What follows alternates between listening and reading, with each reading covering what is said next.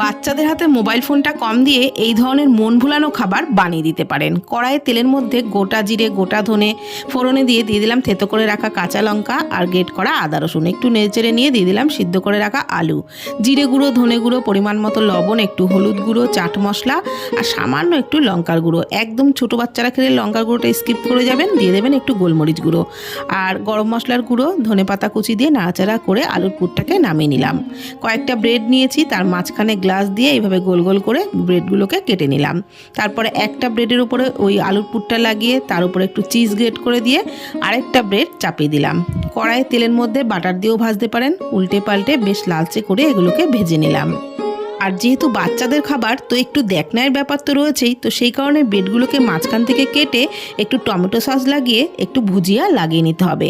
তো এতে যেমন দেখতেও সুন্দর লাগবে, তেমন টেস্টটাও কিন্তু বেটার হবে।